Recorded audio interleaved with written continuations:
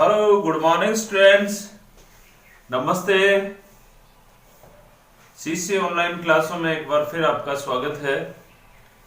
और हम जो पढ़ रहे थे वो टॉपिक हमारा न्याय जस्टिस चल रहा था, और उस न्याय में हमने क्या क्या पढ़ लिया उसको एक बार रिवाइज करेंगे। तो अभी तक आपने न्याय की जो अवधारणाएं थी, उस न्याय की अवधारणाओं में 4 प्रकार की अवधारणाएं पढ़ी हमने। 4 प्रकार की, जिसमें पहली हमने पढ़ी प्राचीन काल। प्राचीन काल की न्याय में हमने फिर दूसरा पढ़ा हमने प्राचीन के बाद में हमने पढ़ा मध्यकालीन न्याय। उसके बाद हमने पढ़ा आधुनिक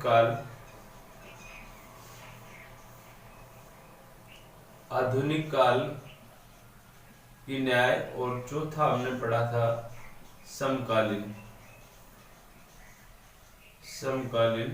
न्याय की अवधारणाएं। तो देखिए, अभी आपने जो न्याय है उस न्याय में 4 प्रकार की अवधारणाएं दी गई हमारे लेसन में।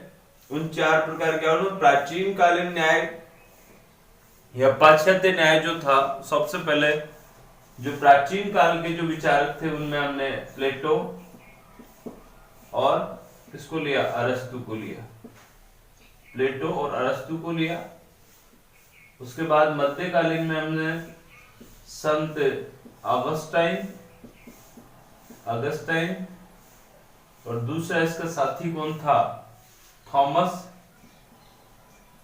एक्विनान्स। और तीसरा जो हमारा आधुनिक काल में था, तो आधुनिक काल वाले कौन थे, जेरेमी बेंथम और जेम्स मील।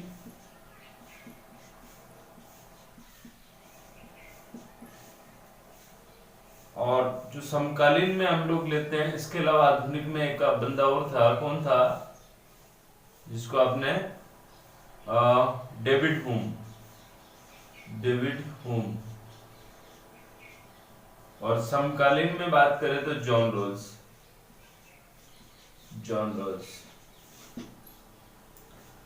तो आपको सीधी सीधी प्रश्न यहां से अगर पूछा जाए तो ये आपको ध्यान में रखना है कि 4 के 4 कॉन्सेप्ट जो है न्याय के, वो ये बताते हैं कि प्राचीन काल में प्लेटो और अरस्तु पहले, जैसे कि आपको पता है दोनों यूनानी है, और यूनानी में प्लेटो एक ऐसा व्यक्ति था जिसने पहली बार न्याय की अवधारणा दी। और प्लेटो के अनुसार न्याय क्या है कि प्रत्येक व्यक्ति अपने निर्दिष्ट कार्यों को करे और दूसरे कार्यों में हस्तक्षेप नहीं करना ही क्या है, न्याय है। उसके बाद अरस्तु ने ये कहा कि न्याय वह है, उसमें वह शामिल है जो विधि के लिए समान है। विधि से संबंधित जो चीजें हैं उसको हमने कानून के संबंधित है, उनको अरस्तु ने न्याय बताया।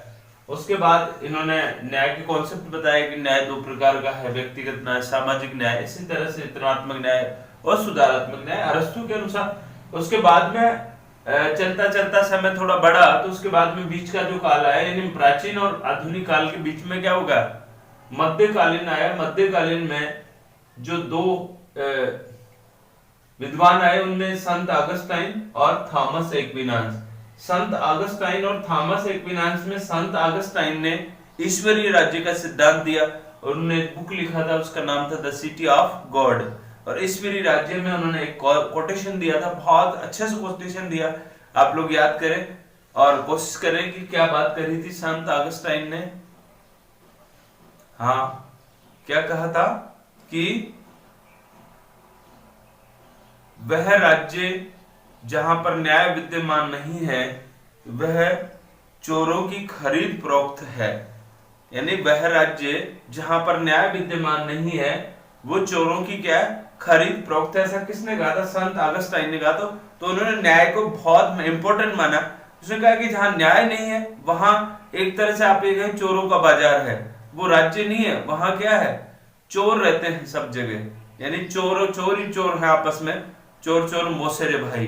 तो यहाँ संत अगस्टाइन ने पूरा सिस्टम को ही क्या बता दिया, चोरों की खरीद फरोख्त बता दी, यानी सब लोग एक जैसे हैं, अन्याय है वहां पर न्याय नहीं है। और फिर थॉमस एक्विनास आए, उन्होंने ये कहा था कि वह व्यवस्था जिसको लागू करने से सिस्टम चल सके, उस व्यवस्था का नाम ही क्या है, न्याय है। और उसके बाद हम प्राचीन से मध्यकालीन और मध्यकालीन से कहा गए आधुनिक में आ गए, और आधुनिक काल में हमें 3 लोग जो मिलते हैं, इन 3 लोगों ने जो बात करी है उपयोगिता सिद्धांत की बात करी है, यानी ये उपयोगिता को, उपयोगिता के आधार पर न्याय का कॉन्सेप्ट देते हैं। जो आधुनिक काल वाले हैं वो उपयोगिता के आधार पर कॉन्सेप्ट देते हैं। और वो ये जेरेमी बेंथम जो था, बेंथम जो था, जेरेमी बेंथम, वो उपयोगितावाद के क्या थे, जनक थे। जैस मील, डेविड ह्यूम, ये तीनों व्यक्ति जो थे वो क्या हैं, वो उपयोगितावाद की बात करते हैं कि उपयोगिता को ही उन्होंने क्या माना है कि उपयोगिता के आधार पर क्या हो साधनों का वितरण किया जाए, यही न्याय है। और उसके बाद समकालीन में जॉन रॉल्स आए। समकालीन कौन से समय को कहेंगे आप लोग, आधुनिक काल और समकालीन विषय में क्या डिफरेंस है, देखो यहाँ थोड़ा समझने की बात है, आपको कॉन्सेप्ट क्लियर करता हूं मैं आपका कि आधुनिक काल 1945 का जो समय है उसको आधुनिक काल, और समकालीन व्यवस्था जो आज चल रहा है उसको हमने समकालीन व्यवस्था कहा है। आधुनिक का मतलब कोई टाइम पीरियड तो होना चाहिए ना कि किसको आप आधुनिक काल के, वर्तमान काल को आधुनिक काल, वर्तमान काल समकालीन है, जो चल रहा है वो क्या है समकालीन, और जो पीछे इससे वो क्या आधुनिक है। तो उस समय उपयोगिता, उसके बाद अभी वर्तमान जो स्थिति बात करें हम समकालीन, उसमें जॉन रॉल्स आया। जॉन रॉल्स ने सामाजिक न्याय की बात करी, और सामाजिक न्याय की बात करने वाला कौन है, जॉन रॉल्स है। और जॉन रॉल्स ने अपने एक पुस्तक लिखी, उस पुस्तक का नाम क्या था, द जस्टिस ऑफ रोल्स, यानी ये कहे जॉन रॉल्स ने क्या कहा था कि न्याय का सिद्धांत दिया, और उसमें क्या था, अज्ञानता का प्रथा, ये बात करी।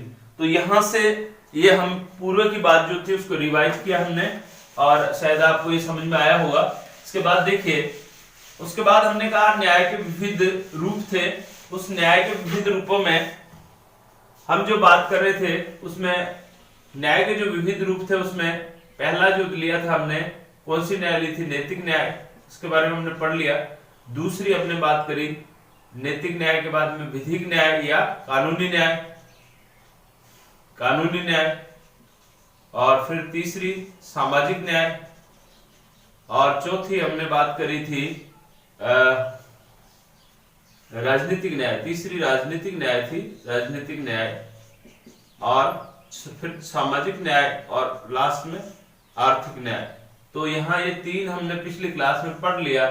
नैतिक न्याय प्रकृति द्वारा निर्धारित कर्तव्यों का पालन, विधिक न्याय या कानूनी न्याय वह है जो कानूनी व्यवस्था को चलाती है, राजनीतिक व्यवस्था में राज्य के कार्यों में भागीदारी अधिक से अधिक हो, ये राजनीतिक न्याय है। उसके बाद आज हम जो पढ़ने वाले हैं वो है सामाजिक न्याय, और सामाजिक न्याय और आर्थिक न्याय। तो देखिए यहाँ आप लोग, अब हमारी जो क्लास है आज की क्लास में सबसे पहले हम सामाजिक न्याय को पढ़ेंगे। सामाजिक न्याय, सामाजिक न्याय सोशल जस्टिस क्या है। देखिए जैसे आपको पता है पॉलिटी में शब्दों का खेल है, तो देखिए सामाजिक न्याय, सामाजिक का मतलब समाज, समाज में क्या स्थिति को आप लोग न्याय कहेंगे, ये सामाजिक न्याय है। अब आप यहां समझे थोड़ा, देखिए सामाजिक स्थिति के आधार पर किसी व्यक्ति के साथ में किसी प्रकार का भेदभाव नहीं करना तथा सभी व्यक्तियों के व्यक्तित्व विकास के लिए समाज में समान अवसर प्रदान करना। देखिए सामाजिक स्थिति यानी समाज में उस व्यक्ति की क्या है, सामाजिक, क्योंकि मनुष्य क्या है, एक सामाजिक प्राणी है। अरस्तु के अनुसार मनुष्य क्या है, एक सामाजिक प्राणी है और वह समाज में रहता है। ठीक है, अब समाज में रहता है इसका मतलब सामाजिक उसका स्टेटस है, समाज में उसकी स्थिति है। स्टेटस का मतलब समाज में उसकी स्थिति है, और समाज में क्या स्थिति है उसकी कि या तो वो गरीब होगा या फिर अमीर होगा, या किसी विशेष धर्म का होगा, या उसकी जाति अलग होगी, है ना। कौन से, जैसे आप लोग पता है भारत में जाति व्यवस्था है, उसके अकॉर्डिंग वह किसी न किसी वर्ग का होगा, पुरुष होगा, महिला होगा, इस तरह से कुछ तो मतलब समाज में उसका स्टेटस है। समाज में हो सकता है राजनीतिक रूप से वो सक्षम हो, ऐसा व्यक्ति भी हो सकता है जिसने अभी तक राजनीति में भाग नहीं लिया, तो ये सामाजिक स्टेट है।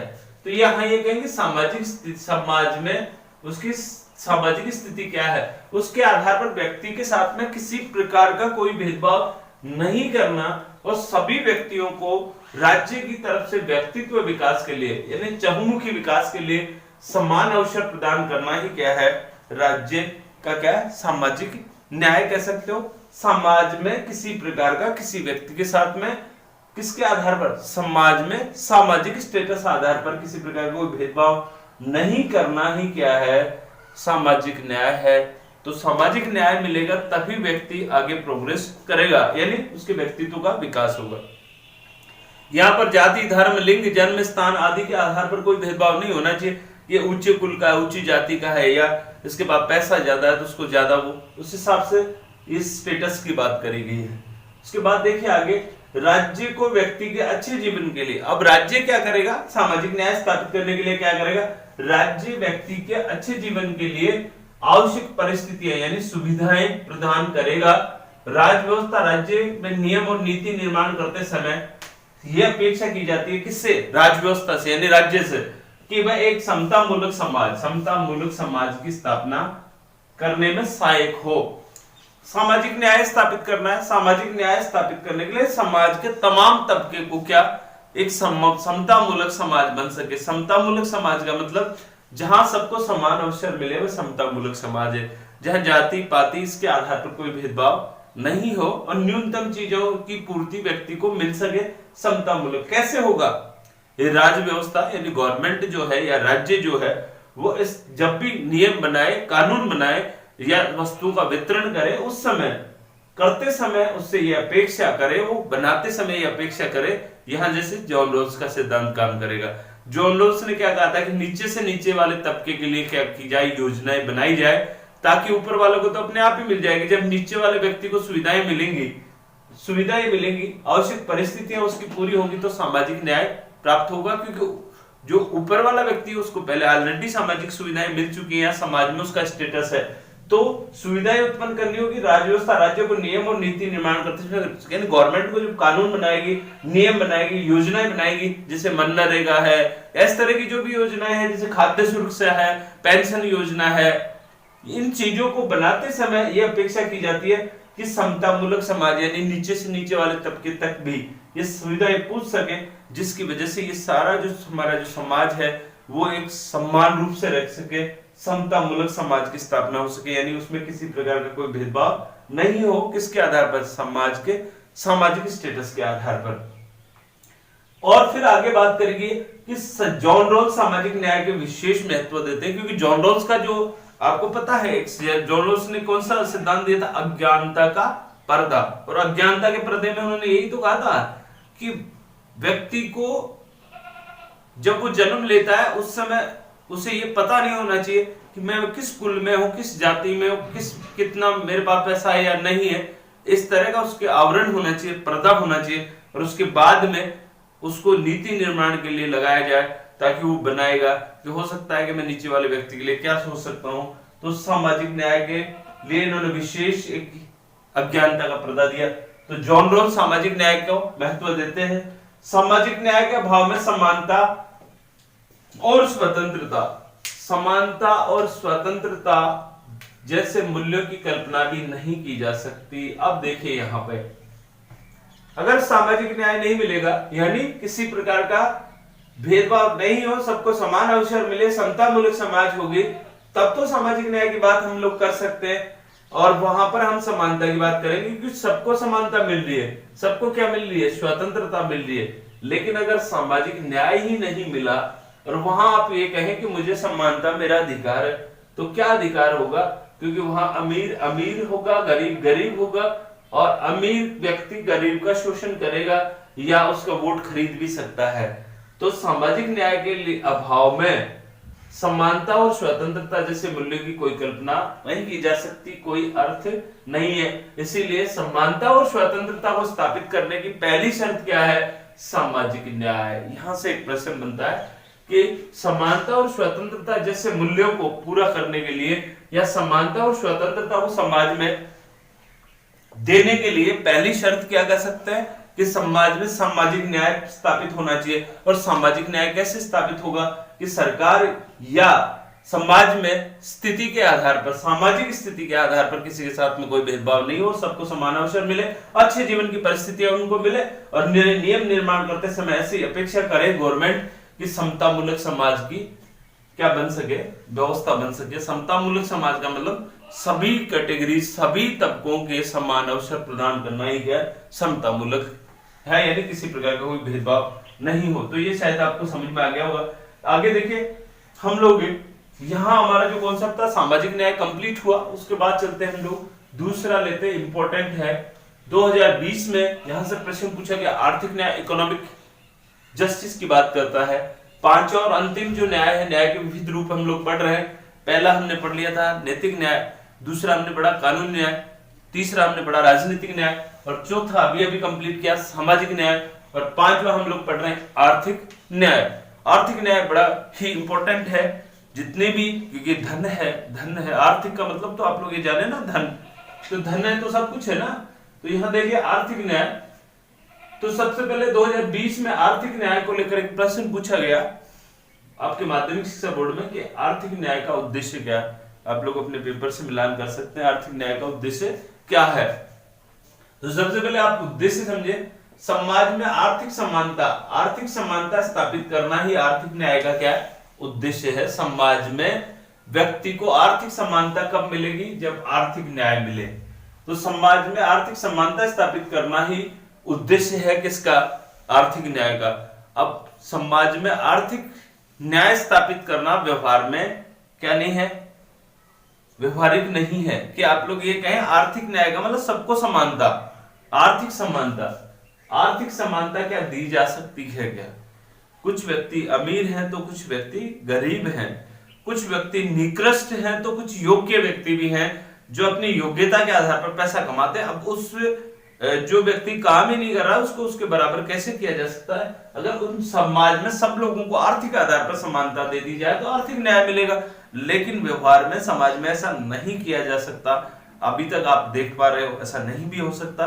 तो फिर आर्थिक न्याय कैसे मिलेगा, तो इसके लिए कहा गया कि आर्थिक न्याय समाज में आर्थिक आधार पर, संपत्ति के आधार पर व्यक्तियों में पाई जाने वाली असमानताओं की निंदा करता है कि आर्थिक आधार पर या संपत्ति के आधार पर व्यक्ति में भेद नहीं होना चाहिए, असमानता को कम किया जाना चाहिए, तो आर्थिक न्याय मिल सकता है। आर्थिक न्याय मिल सकता है यानी रोटी कपड़ा मकान सबको मिल गया, इसका मतलब आर्थिक न्याय स्थापित हो रहा है। अब आप लोग कहेंगे एक व्यक्ति के पास में करोड़ों रुपए है तो एक आदमी गरीब है, तो अब गरीब और अमीर के बीच की खाई तो बढ़ती जाएगी, लेकिन उनके बीच की जो असमानता है, उनका जो स्टेटस है, उसमें कहीं भी ये नहीं होना चाहिए कि उसके इस आधार पर कोई भेदभाव किया जाए कि इसके पास करोड़ों रुपए है, इसके पास में जीरो है या ये गरीब है। तो ये असमानताओं की निंदा करता है आर्थिक न्याय, असमानताओं की निंदा करता है। आप ये भी कह सकते हो आर्थिक न्याय के सिद्धांत क्या है, तो ये सिद्धांत भी है आर्थिक न्याय के कि आर्थिक आधार है, संपत्ति के आधार पर व्यक्तियों में पाई जाने वाली असमानताओं की निंदा करता है कि व्यक्ति और व्यक्ति के बीच में आर्थिक आधार पर या संपत्ति के आधार पर कोई भेदभाव नहीं होना चाहिए या असमानता नहीं होनी चाहिए। ये समानता प्रकट करने की बात करता है।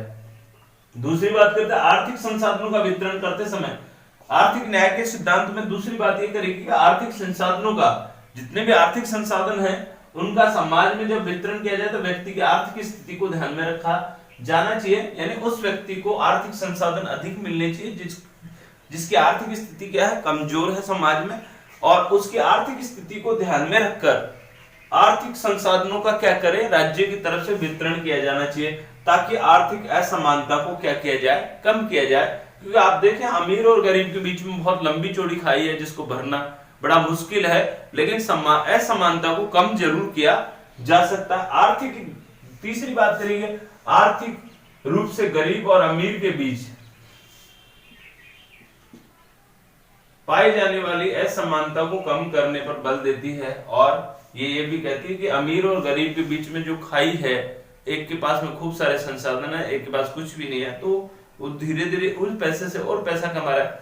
तो ये जो बीच में जो खाई बढ़ रही है, इस खाई को क्या किया जाए, कम किया जाए और उसको सक्षम बनाया जाए। नीचे से जो व्यक्ति आ रहा है उसके बीच में जो पैदा होने वाली असमानता है उसको कम किया जाना चाहिए। आर्थिक न्याय व्यक्तिगत संपत्ति के आधार पर सीमित करने पर बल देती है, और जो पूंजीपति लोग हैं उनकी संपत्ति पर राज्य की तरफ से अंकुश लगाया जाना चाहिए, कंट्रोल किया जाना चाहिए, व्यक्तिगत संपत्ति को क्या किया जाए, सीमित किया जाए, ताकि समाज में आर्थिक न्याय को स्थापित किया जा सके। यहां से आर्थिक न्याय को अगर आपको समझना है तो आर्थिक न्याय के अर्थ में आप लोग ये कह सकते हैं कि आर्थिक आधार पर, संपत्ति के आधार पर व्यक्तियों में पाई जाने वाली असमानता को क्या किया जाए, कम किया जाए। यही क्या है, आर्थिक न्याय है। और आर्थिक न्याय का उद्देश्य है समाज में आर्थिक समानता को स्थापित करना, लेकिन व्यवहार में ऐसा नहीं हो सकता। लेकिन फिर भी आर्थिक न्याय के सिद्धांत को अगर लागू करें, जैसे व्यक्ति में आर्थिक स्थिति के आधार पर ध्यान में रखकर क्या किया जाए, आर्थिक संसाधनों का वितरण किया जाए, अमीर और गरीब में पाई जाने वाली असमानता को कम करने पर बल दिया जाए, आर्थिक न्याय में व्यक्तिगत जो जिनके पास ज्यादा संपत्ति है उसको सीमित किया जाए, ताकि संपत्ति को क्या किया जाए, स्थिर किया जा सके। और इस तरह से हम लोग आर्थिक न्याय को प्राप्त कर सकते हैं समाज में। और समाज में जब आर्थिक न्याय आएगी तभी हम आगे के सिस्टम को लागू करेंगे। यहाँ एक प्रश्न और पूछा गया था कि आर्थिक न्याय के अभाव में, आर्थिक न्याय के अभाव में राजनीतिक और सामाजिक न्याय संभव नहीं है। ये प्रश्न बहुत इंपॉर्टेंट है। आपके जो लेसन में जो क्वेश्चन दिया गया है उसमें भी ये पूछा गया है, आर्थिक न्याय के अभाव में राजनीतिक न्याय और सामाजिक न्याय नहीं प्राप्त की जा सकती। राजनीतिक न्याय और सामाजिक न्याय, जब तक आप लोग आर्थिक रूप से सक्षम नहीं होंगे तब तक समाज में न तो आप राजनीतिक यानी राज्य के कार्यों में भाग ले सकते हैं और न ही सामाजिक स्टेटस के आधार पर आप भेदभाव को कम कर सकते हैं। समतामूलक समाज की स्थापना सामाजिक न्याय, और राजनीतिक न्याय में राज्य के कार्यों में व्यक्ति की भागीदारी अधिक से अधिक, यही राजनीतिक न्याय है। लेकिन अगर व्यक्ति आर्थिक रूप से सक्षम नहीं है, आर्थिक न्याय ही नहीं है समाज में, तो ये दोनों चीजें नहीं मिल सकती। क्योंकि आर्थिक न्याय ये कहता है कि बीच में जो अमीर और गरीब के बीच में जो खाई है उसको कम किया जाए, आर्थिक असमानता को कम किया जाए, और आर्थिक असमानता को कम करते हुए सबको समान अवसर दिए जाएं। जब तक सबको आर्थिक रूप से सक्षमता नहीं मिलेगी, समानता नहीं मिलेगी, राजनीतिक न्याय और सामाजिक न्याय प्राप्त नहीं किया जा सकता। क्योंकि राजनीति के रूप में अगर गरीब व्यक्ति है उसको राजनीति में कहा जाएगा, आप राजनीतिक न्याय उसको लेने के लिए कहा जाएगा आप चुनाव लड़िए, तो जब तक वो आर्थिक रूप से सक्षम नहीं है वो कहां से प्रचार प्रसार करेगा, कहां से खर्चा लाएगा, कैसे वो अपने जो वोटर्स है उनसे बात करेगा, क्योंकि उसका कॉन्फिडेंस ही नहीं है। तो सबसे पहले उसका कॉन्फिडेंस लाने के लिए क्या चाहिए, आर्थिक न्याय चाहिए। और आर्थिक न्याय के अभाव में ये दोनों न्याय निरर्थक है या कल्पना भी नहीं की जा सकती। ये एक प्रश्न ये भी था। इसके अलावा देखिए कुछ इंपॉर्टेंट चीजें इस लेसन की कि कौन कौन से प्रश्न अभी तक माध्यमिक शिक्षा बोर्ड में प्रश्न पूछे गए हैं। तो देखिए उसमें मैंने पहले एक तो ये बता दिया आपको, एक मैं आपके पेपर से मिलान करके बताता हूं कि मैंने वहां से देख के उसमें से छांट के बताए हैं कौन कौन से प्रश्न है। तो देखिए पूछा गया न्याय के विभिन्न रूपों की विवेचना कीजिए। न्याय के विभिन्न रूपों की विवेचना कीजिए। तो इसमें न्याय के विभिन्न रूप पूछे गए, तो इसमें 2+2 यानी 4 नंबर का पूछा गया 2019 में। और उसमें पूछा गया एक तो था कानूनी न्याय और एक सामाजिक न्याय। कानूनी न्याय की विवेचना कीजिए और दूसरा सामाजिक न्याय की विवेचना कीजिए। ये दो प्रश्न आपको 2019 में पीछे पूछे गए। फिर हम बात करें कि अगला प्रश्न, अरस्तु के अनुसार वितरणात्मक न्याय का अर्थ। अरस्तु के अनुसार